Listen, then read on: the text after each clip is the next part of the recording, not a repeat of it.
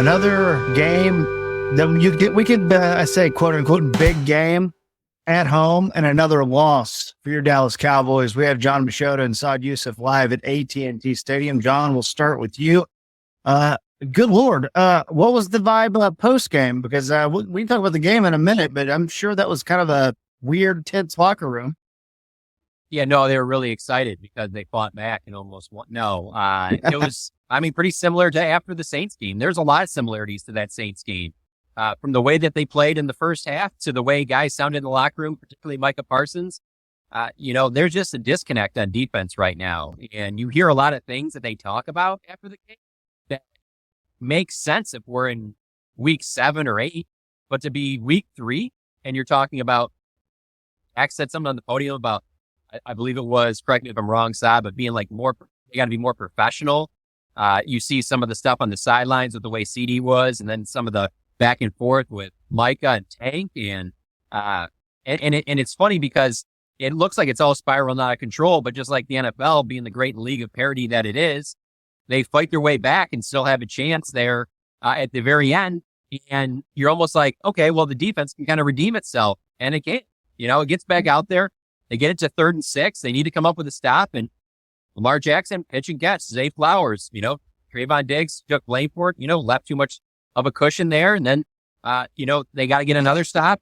And then, Lamar Jackson goes and gets 7-8 yards up the middle. Like, it was very similar to the Saints game in the fact that I'm not saying that Lamar Jackson and Derek Carr are on the same level. They're clearly not. I understand he's a much better player. But the way that they allowed Lamar Jackson and Derrick Henry to look was very similar to the way they made Derek Carr, Alvin Kamara look. Like that they were, these must be the front runners to be MVP, and this is going to be your all-pro, quarterback and running back. And this team, when you see them again, they'll be in the Super Bowl. And I don't know that either of these teams are really on that level.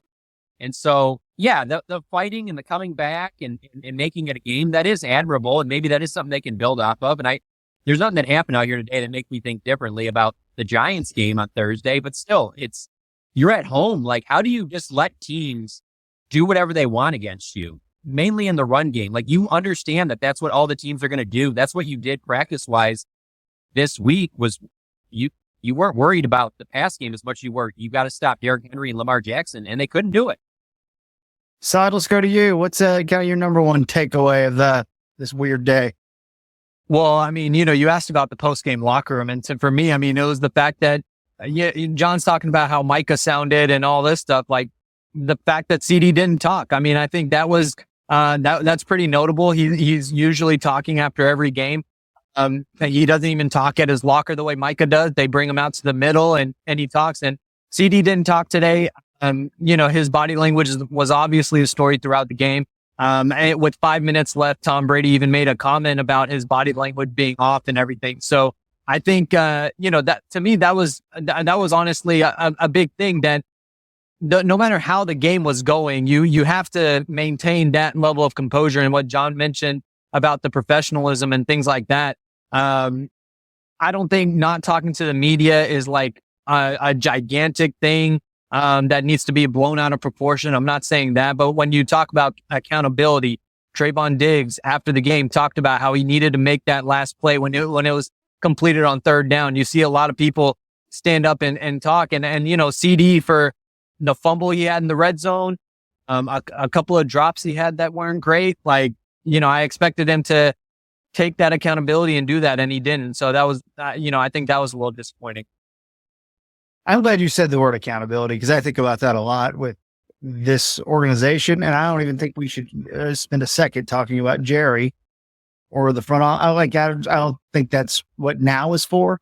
But we discussed last week, Mike McCarthy, which was me think maybe or whatever. But what he does is he'll couch things away, and we've won a bunch of games at home. Mike Zimmer, we talked about the pickle juice game, and you go back and look at that year, only 3 games that year of 2000 where they gave up under 100 rushing yards. Like, not like 3 or 4, like 5 or 6 games where they gave up more than 250 rushing yards. Yet last week he told you that he fixed it, and that's why he's standing here today. We talked about the Micah Parsons thing and all that stuff. I have never seen Dak have to answer questions or bring up on his own accord, bring up professionalism. That was wild today. And this team is way closer to 28-6 than 28-25. That was getting outclassed in your own stadium. And this is kind of a warning sign for what tell me if y'all disagree. We'll start with you, John. But to me, that's the warning signs of what we talked about. If this thing goes bad early, it could unravel. This feels way closer to that than, well, we'll get it together and be a contender in the end. Thursday will tell us a lot, because that's the game where you really look at it and you're like, all right, we know how they fared against the Giants. We know how much success Dak has had against the Giants. We know that that's not a playoff team. And even if it is, it's a wild card. This is not a division contending type team. And so because of that, that will be the one that really tells you. I think the Ravens will straighten out what they've done their start, being 0-2, and that I do think the Ravens will end up still being one of the better teams in the AFC this year. Sorry about that. A little brief interruption. I'm out in the stands, so there's cleanup going on out here post game. So anyway, the Giants game, that'll be the one that they lose that game, close, whatever. That's when I think you could potentially see a big spiral out of control. I think Mike McCarthy, I think he's the type of guy that can right the ship. Don't get me wrong. There's a big reason why on his resume he's been so good after losses. This is, I believe, only the third time after a loss since he's been with the Cowboys that they've had another loss. So that game will tell me a ton. But where it's sitting right now, I am kind of wondering like what we're going to see Thursday night against the Giants. Whereas when the schedule came out, I looked at it as like, oh, that's just a win. That obviously. But now I'm kind of intrigued.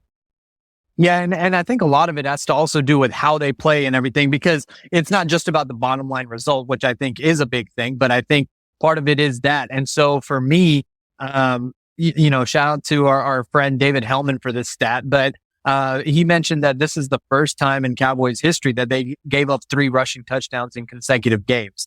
I mean, for that, as this defense has been, at different parts of the franchise, I think it's crazy that just happened now. And so, there's that standpoint. And then there's also to the point of you can't make these kind of mistakes at home when you have the benefit of the home crowd. Brady mentioned this on the broadcast as well. After CeeDee Lamb had a false start, those are road mistakes. You can't make those mistakes at home. So yeah, I'm really interested to see, how it goes against the Giants. Just the CD aspect of it reminded me a little bit of San Francisco last year, when CD kind of like, that was the body language game and everything like that. But, the bye week was 1 week later after that. And I think they could use a little bit of a reset, a little bit of a bye week, but they still got another 3-4 games before the bye week hits. So they have to figure it out. And when you give a guy the $34 million a year, what comes with that, as well as the production on the field, is that guy has to be a face of the franchise. That guy has to have leadership. That guy has to be somebody that you look to in moments when things aren't going well. And there has to be somebody that's a stabilizing factor. And I don't know that was the case today. I mean, that's the second game in a row that there are elements of it that remind you of that loss in January that just punched Jerry in the groin so hard. I don't know how it happens. I don't know how it happens. And that's why we're probably going to have change and all that stuff, later on. But like, I've sitting there watching that game going, how are you not ready to go again? And how are we going to have another game where you lose, where the quarterback has to throw it about 15 times? I mean, you look at the number, Lamar Jackson's line is very similar to Carr's from, I think he's 12 of 15. Derrick Henry, 25 carries for 150 something yards. It's like, okay, well, that's good. And then Jerry will tell you that, yeah, we like the running backs and all that stuff. Like that doesn't matter anymore. The Cowboys fans know that, right? How do you fix this though? And I guess that's my question for you guys. We got to start with the defense. The offense obviously can't have a poor start like that and can't have one of their best players pouting, but we do have to start with the defense. How do you fix it? And is it just not having players or what are we, that's where I'm at a loss for words. Do you guys know?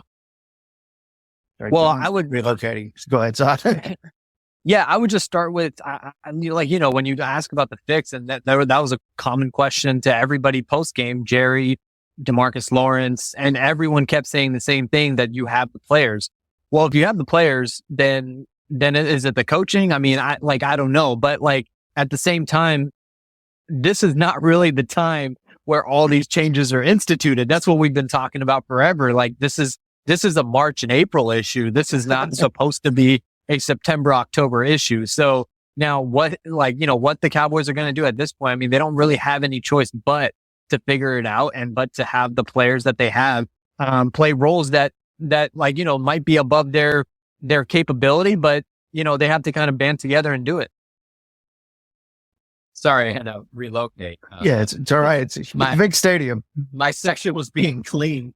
I mean, I'm sorry, but when you're sitting there and you see a billion sections and literally the only one that's being cleaned is the one that you're sitting up in the 400 level. I don't know. Anyway, yeah. So yeah, no, the defense though, that's the thing I asked Jerry after the game. Like, why do you have confidence that this thing can get fixed? What gives you confidence that what we've seen these last couple of weeks isn't what the team is? And I've said this to you guys before, and it just went right to a typical Jerry answer of, I've seen the individual players do what we're asking them to do before, so that's why I believe it can happen again. I don't love that, but also you're at a point where like, what is he going to kind of say? He reiterated his faith in Mike Zimmer as well after the game, that he can get this whole thing fixed. And all of that sounds good, but it's like, until you see it, I don't know. I guess for me, and maybe I was wrong in thinking that this team is too talented not to be at least like 8-9 wins. You know what I'm saying? Like 10-win team, type thing like that. And there's just some things we've seen these last 2 weeks where I'm like, yeah, well, if they don't take care of business against some of these like Giants and Commanders like that, this team isn't getting 8 or 9 wins. And that's kind of surprising. And I'm talking with them being healthy, out there today. I mean, that's a relatively healthy team. Who didn't you have today? You didn't have Deron Bland. Yeah. Ferguson was back out there. Ferguson looked great compared to what I thought he was going to look like coming off that knee injury. Like, what are you missing? You have Brandon Cooks, Colbert's out there, Turpin's out there. All those are the ones on the offensive line. You have the best kicker in football. You have a really good punter. You have maybe the best returner in football. Your defensive line is what we thought it was going to be, going into training camp coming up. Their linebacker play has not looked great these last couple of weeks, but it's definitely better than what it's been. So you're missing Deron Bland. Deron Bland is the whole reason this defense looks like he can't play against anybody good. I mean, it's not a joke, but it's Sam Williams would help probably, but that's relatively healthy. I don't know. I am going to go in on the. It's about the pick up a key penalty. Sorry, it's about the players, right? It's about the players in these situations. It always is. I hate using people as scapegoats. How do you big game? I mean, yeah, I'll take it to the offense for a minute because the defense, we know what they were. How do you come out in a big game and have 2 false start penalties on the first drive? Why are the fans doing the Baltimore 7 Nation Army chant? I mean, what are we doing here? Like, I was sitting there on my couch going, was there more Ravens fans than Cowboys fans there today? There was a lot of purple, both in the parking lot before the game and then right before the game kicked off. But that was kind of the rumor that there were going to be a lot of Ravens fans at this game, and I will say if the team comes out, and when I say the team, I mean the Cowboys, and they're playing well, you take that fan base out of it, especially when they're on the road. But even if there was a third of the fans that were here for to support the Ravens, they're going to be super loud when their team comes out. Like, just imagine you going on the road to see whatever your favorite sports team is. We'll just throw out and say the Packers just out of nowhere. Let's just pick that up and use that as hypothetical. Like, for you to go on the road to a place that you don't really go very often, and that team comes out and you're just looking around and just like, oh, wow, this team's never going to stop us on offense. We kind of just do what we want. You're not going to be really loud. You're not going to be really into the game. And then to add on the top of it, like, that team's not doing anything on offense to the point where I'm not going to say that the boos from Cowboys fans are the craziest I've ever heard, but it was in the conversation. And to be honest with you, I was proud of them for that. I thought that was very deserved. There were several things that happened early on where the team deserved to be booed. And it wasn't just once or twice. I mean, the boo birds were throughout the second half. There were multiple times where they kind of came out. But, you're right, Keithy. I mean, those false starts, those are the things that really hurt you the most when you have that. I mean, just look at the the holding that even Guyton had, when CD could have, when they had the pass interference on him at the end of the first half. That's the difference between between 7 and 3 points sometimes. So a lot of careless mistakes, a lot of those kind of penalties that they had. And, they're not a good enough team to overcome that many. Yeah. And I think on the big picture, like what happened towards the end of the game, you get the onside kick, you get some of those, the offense going. Weirdly, none of it happened with CeeDee Lamb. I mean, that will be the national story tomorrow from this game. I think that'll be on the debate shows because I thought Dak fought his ass off. And I like there's some dudes that like actually did show up to play. I think we have a few issues on the offensive line. I think we're getting some Tyler Guyton learning curve. I don't know about y'all. Are y'all a little concerned about Terrence Steele at this point? I kind of thought we were kind of on bounce back year. I reason to be a little concerned there, right? KT, there's levels to this stuff. Okay. Yeah, of course. As concerned as I am about the defensive tackle position and them not being able to stop basic run plays, no, it's not nearly on that level. But yeah, I mean, I don't know. Maybe I'm naive to this, but I believe that if you have that same 5 offensive line out there week after week, they're going to be solid. Like I do think that they do have players there where I'm not like, well, this is kind of a patchwork offensive line. I do think that they have guys that will be able to execute the longer they play together. The problem is though, how long will they play together? I mean, since Mike McCarthy's been head coach, it's been one injury after another. They just very rarely have that offensive line same 5 playing consistently throughout. And the other part of that is if Steele is that much of an issue, do you really feel confident you have another answer on this team? Like you really think that it's like close, like that they're about to like pull him out of the game and put in Austin Richards or Matt Waletzko? Like I don't get that feeling. Yeah, no, I don't. Any closing remarks, Saad, you, and then John, and then we'll get on out of here for everyone. We'll be back on Tuesday. Well, I think, it's just really it's frustrating for Cowboys fans that these losses and the way that they've lost don't come out of nowhere. I mean, that was Alvin Kamara with 4 touchdowns. Everyone knew Lamar Jackson and Derrick Henry were the threat, and that's exactly how they won. I know there's been a lot of conversation in the offseason and now about how Belichick might be, the next coach, whatever. And the thing with Belichick always in New England was he'll take away your number one thing and he'll make you beat them with anything but what you do best. Like he's not undefeated. He doesn't lose. He doesn't win every game, but you're not going to win doing what you do best. And that's what's frustrating with the Cowboys is the Ravens and the Saints just said, this is what we do and we're going to do it and we're going to beat you. And then they did. So I think that's the most frustrating thing to take away from it. Yeah, I would say for me, part of just trying to say something that we haven't said already, I would say seeing the way that the Eagles and Saints play, and I don't think the Eagles are some great team, and how that game was far, far more competitive than the Cowboys Saints game a week ago. That was a little concerning there, because the Eagles certainly aren't a team that played great over the last, I mean, heck, you can even go back to the end of their season last year, that last month or so. So it's not like I look at the Saints like, oh, well, they ran into a really good team. So when you start factoring in a lot of this other stuff, it's alarming. I think that's the only way I can really put it. It's alarming that I did think this was going to be a 9 or 10 win team. And then I saw the opener and I'm like, maybe I'm wrong, man. Maybe this is McCarthy's got this 12 win thing down and he's just going to find a way and they're going to go 12-5 again. And now I'm back down to maybe 8 or 9 wins and could be even worse than that because you lose to the Giants Thursday night. I think that's when you get some finger pointing even more in the locker room and things like that after. I think that would be the point where things would heat up in terms of questions for McCarthy about his job and the future with the team.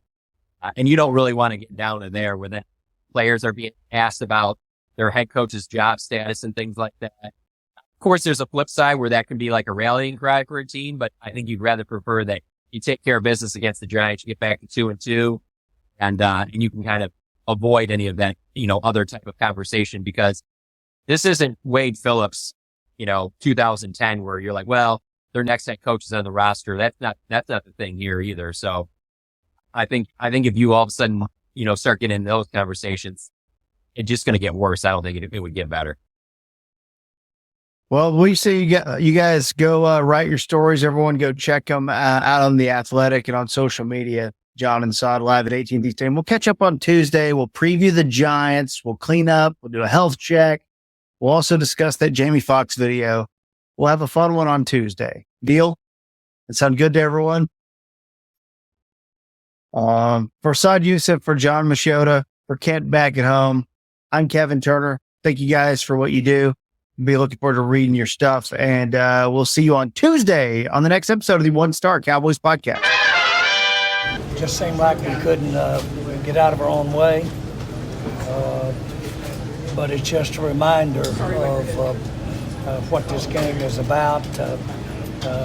They can take some of what they showed out at the end of that game, and we can go forward with that. That's at least some taste end up in your mouth. We're sad, obviously, for our fans that we've lost 2 in a row here at home.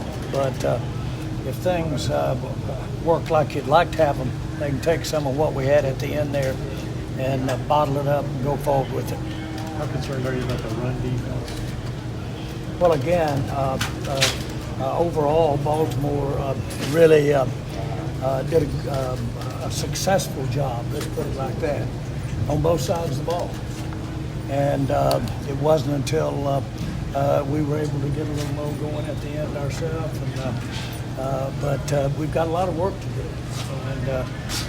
But we've got time to do that kind of work, and we got a short week this week, but we've got to start. That was disappointing to end up at the end getting back there and maybe having a shot at it. But when you look at the whole picture, we got outplayed today.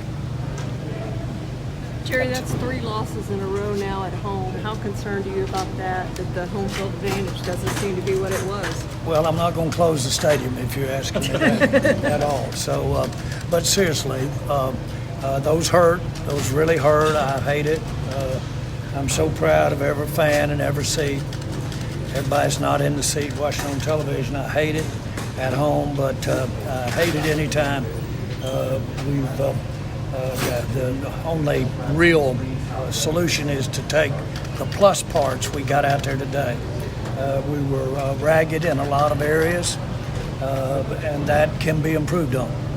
And if we improve on that and learn from this, as you saw what happens when it starts going your way, you can make some good things happen. We've got the talent to make it happen out there. I feel good about that. But we've got a lot of work to do, and we've got a short week against a team that won today. Do you leave here feeling encouraged by the ultimate result today? It was better than last week. No, I'm very disappointed that we got beat today. Very disappointed. And you can't in any way sugarcoat the fact that we got beat. And there were parts of the way we got beat that were really areas we've got to get a lot better on. But there was one part of what we had happen to us out there today, and that showed what's in it. It takes a lot of stuff after going all day long, playing the way we were playing, shooting ourselves in the foot, them making some big plays. That takes something to come back and give that kind of effort at the end. I'm going to hang my hat on that. I hope our fans will. We see with the running back position, when you consistently feed the ball to one guy like we saw with Derrick Henry tonight, running backs just in generals just grow stronger and stronger throughout the game. Yeah. Do you think you guys have put yourself in a situation by doing that position by committee? I don't think so. I've seen it work good. I've been on part of teams that work good splitting it, and but I've seen it done both ways. And those we're playing some. Got a big back we're playing in the near future at Philadelphia too, but this is a good back. There's no question about it. And again, I saw Donald really do some good things out there today. Not that made me say, well, boy, you ought to have the ball twice as much. But I like where we are right now. I don't like the outcome of the last 2 ball games. and we were disjointed out there a lot on all phases of the ball. But at the end, we did something there that we can build on. And again, you've got to think that we can play better than the way we played most of the game out there today. You do have a big body back with Dalvin Cook sitting there in your locker room. Any desire to activate him soon and help this team out? Well, again, I don't know that today I would point at any player at any position that might have made that much difference out there today. I think overall we had a lot of areas that we can play better in. However, we did do some good things at the end, but our offense, I thought we would have more productivity, really, in our offense. We knew they were going to be tough to defense, but all in all, it wasn't going the way I, in any way, thought it might go through the first 3 quarters, but then the way we started going at the end looked like the team that the Cowboys look like. I know you're not afraid of criticism, Jerry. When you look in the mirror, is there anything that, after seeing some of these 3 games, that you might have done differently as a GM to start the season? I don't want to be trite, but I've never looked in the mirror with what I didn't have a lot of corrections to make, and I'm not trying to be cute. It just doesn't work that way. There's a few things that look okay at the time, but there's a lot of things that you can do better. And a recognition that learning from your experiences, learning from your mistakes, that's what this game has always taught me. And frankly, one of the main reasons I'm involved in it at the level I am right now is because it's a game that you can correct and do better, and you can win sometimes against the very people you beat earlier. The question that you guys get back from 28-6 now, I think everything demonstrate to you that you're still buying in the coaches. Well, I don't have any concern about our players buying into the coaching staff or the staff buying into the players. That's not it. What's it is technical things. What's it is not making mistakes. That's what it is. And we have every reason to believe we've got some outstanding players out there. We have every reason that in areas they can play better. And I always know this, the way the game is, there's very few times when you're out of it, as you saw out there, you're not out of a football game. And you start playing well, and old Mo starts going the other way for the other team, and good things can happen. The last part of this game has some inspiration to it. Would like to win it, but by no means is this a death nail or coffin for what we've had happen the last 2 weeks here. Jerry, you talked going into the season about being all in. What does that look like throughout the rest of this season as far as upgrading at areas where this team struggled? Yeah, well, I love our quarterback, the highest paid guy in the NFL, and I love our receiver. I like our offensive line, and frankly, I like some of the things we're doing in the defensive line. So I like our personnel. When I say all in on personnel, I like our personnel. I don't see personnel changes out here. I see everybody doing better, getting better. Those are the kinds of things I look for. What do you like about the defensive line? I like the way that they came back out there in the last 15 minutes out there. I love that. I think that's something we should all hang around on. Watching Derrick Henry do what he did, it didn't make you rethink your approach to the run game? We couldn't afford Derrick Henry. Why not? You could. Yeah. I don't know. If you buy a mansion when you live in a different kind of house, you couldn't afford it. You can't make that all fit. It's as simple as that. Jerry, with CeeDee Lamb, with his body language and expression, do you have?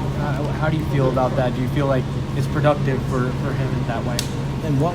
For him to have the body language and expression that he does have when things go I like CD, and I like the way he plays, and I'm excited about having him with our team for the rest of his career, as it would sit right today. So I'm really proud of CD Lamb. Are we seeing any rust from them missing camp and some of the things that have the fumble, the penalty?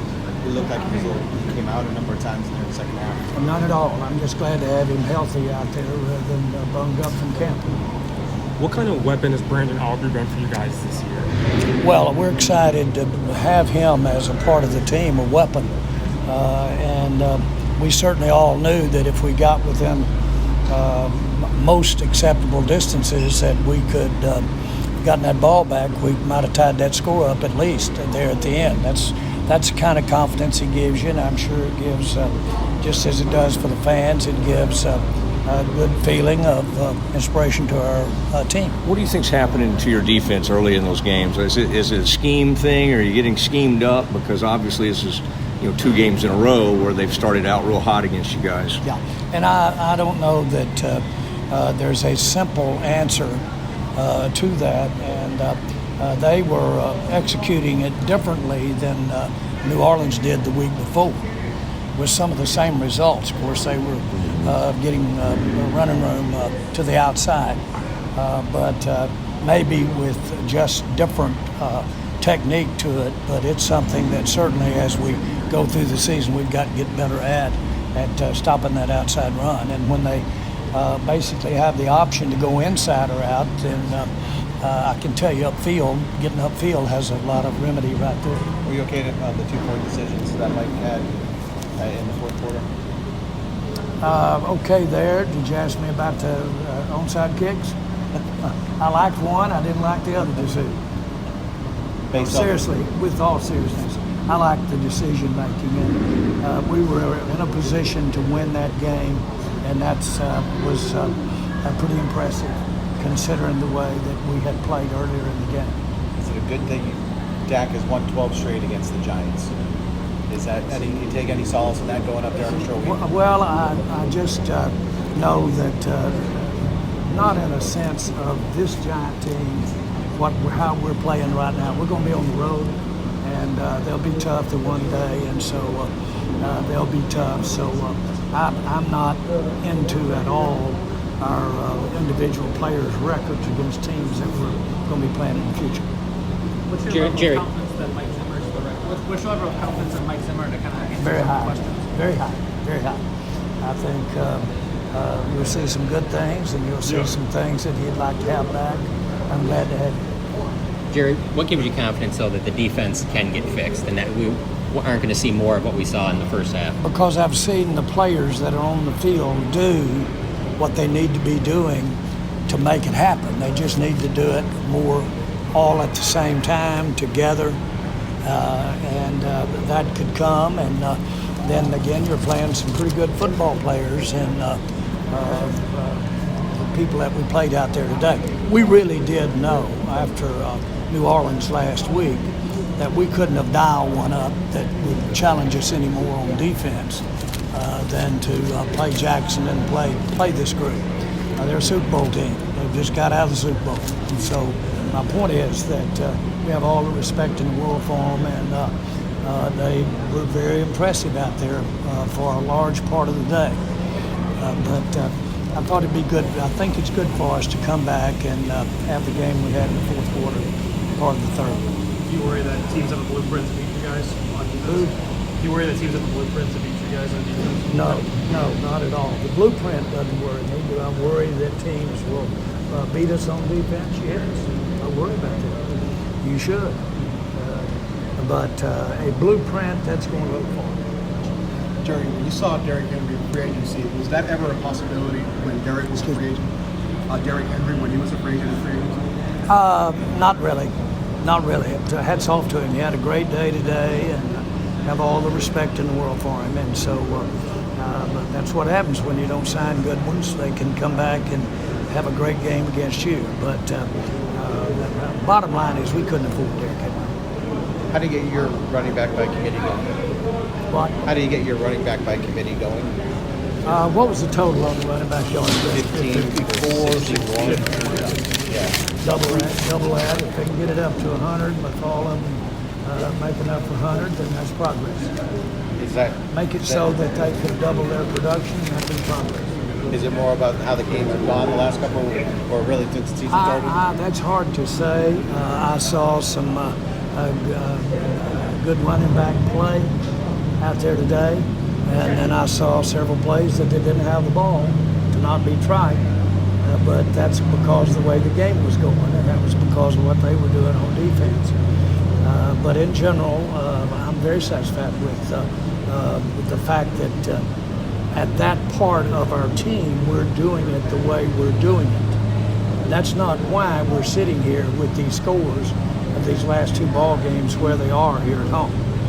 Running back by committee is not. There's more to it, a lot more to it that you have to. What would you put that on? Put it in the puzzle.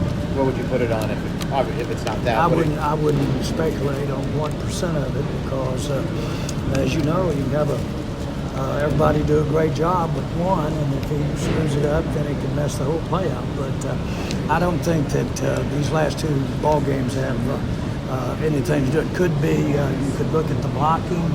You could look at the way we're setting it up with our passing. You could look at a lot of things that might impact our stats with our running game. Certainly numbers of carries, you could look at that. And so that thing usually ends up needing coordinated and complementing each other. I know you hear that till you blue in the face, but it does. But I wouldn't direct the running game and lack thereof of where we've been over the last three games to any one running back at all. Because it takes some offensive linemen to pull them out of there. It takes a passing game to keep them honest in the running game. It takes a lot of things to make that work. This wouldn't be solved with just jumping over there and getting Jimmy Brown. Okay. Thank you. At the one-star post game, it's a whole lot of fun with jokes and recaps once the match is done. From the field to the office,